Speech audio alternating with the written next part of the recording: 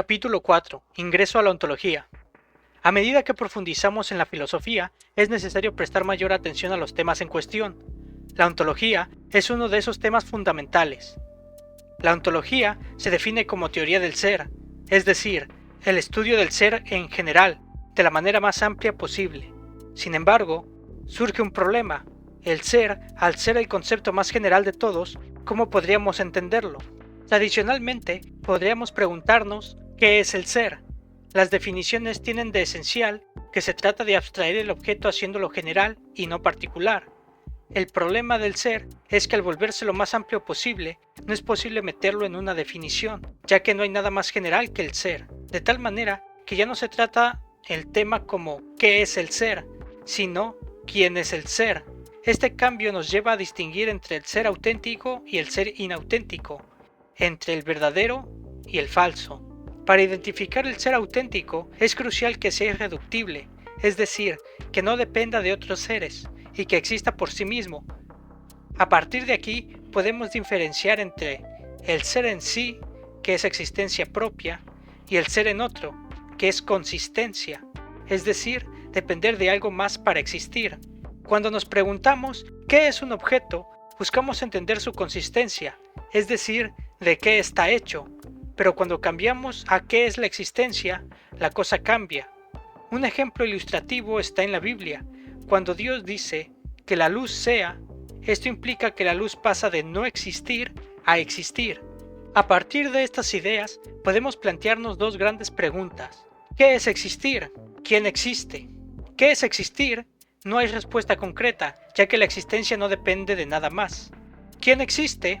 Esta pregunta tiene diversas respuestas, y su estudio da origen a la metafísica, una rama de la ontología. Por ejemplo, algunos filósofos sostienen que las cosas existen, mientras que otros afirman que solo existen nuestras representaciones de ellas. Por otro lado, la consistencia también genera preguntas. ¿Qué es consistir? ¿Quién consiste? ¿En qué es consistir? Existen diferentes formas de consistir, después hablaremos de ellas. ¿Y en quién consiste?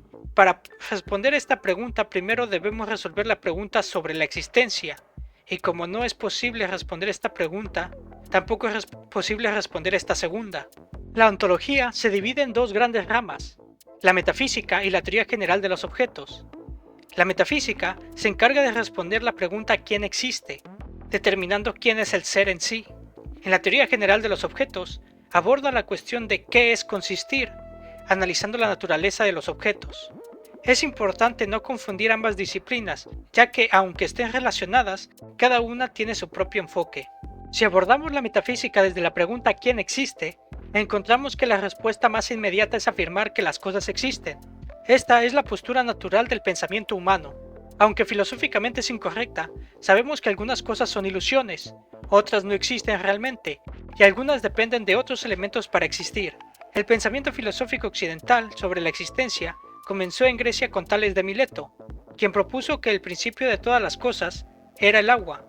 Posteriormente, Anaximandro argumentó que ese principio no era el elemento específico, sino el apeirón, una sustancia indefinida con la potencia de ser las demás cosas. Con el tiempo, esta idea evolucionó y Empedocles estableció que los 4 elementos fundamentales eran el agua, el fuego, el aire y la tierra. Dos de los pensadores más influyentes en la concepción del ser fueron Pitágoras y Heráclito. Pitágoras sostuvo que el principio fundamental del ser no era algo perceptible por los sentidos, sino el número. Para él, las cosas ocultan estructuras numéricas y sus diferencias son de naturaleza cuantitativa. Heráclito propuso que la realidad está en constante cambio. Su famosa frase, nunca nos bañamos 2 veces en el mismo río, refleja su idea de que nada permanece igual con el tiempo. Según él, la esencia del ser radica en el flujo continuo.